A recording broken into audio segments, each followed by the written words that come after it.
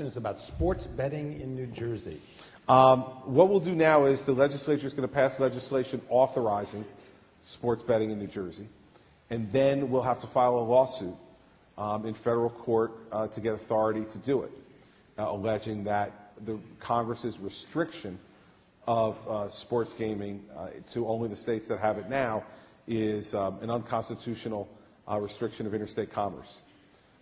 And you know, my view on sports gaming is this. I'll tell you a story from a couple weeks ago. I went to the Giants-Dolphins game at MetLife Stadium up in East Rutherford. And I'm not a Giants fan, but I was at the game to entertain some folks, and my son's a Giants fan, so I brought him. And I was leaving the game, and this guy with an Eli Manning jersey came up to me and said, "Hey, Governor, great game, huh?" And I said, "Yeah, great game, good win." And he goes, "Well, it was all right."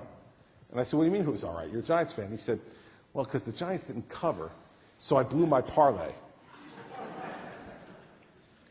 So, like, this whole idea that, like, gambling on NFL games is not going on every Sunday, everywhere, is foolish. It's foolish.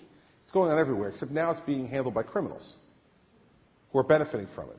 If it's going to happen, let's make the conduct legal, and let's make the people who participate in it comply with certain laws. And so I think if that kind of, and gambling itself is everywhere now.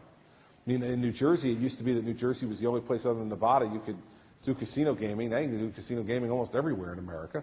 I think it's time to lift the veil off sports gambling, too. It's going on anyway.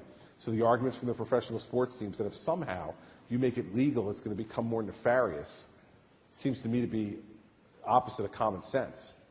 If you put it with the government and keep it legally regulated, there's a better chance than if you leave it with a criminal element who's doing it and may have an incentive on the outcomes of the game that the government won't have.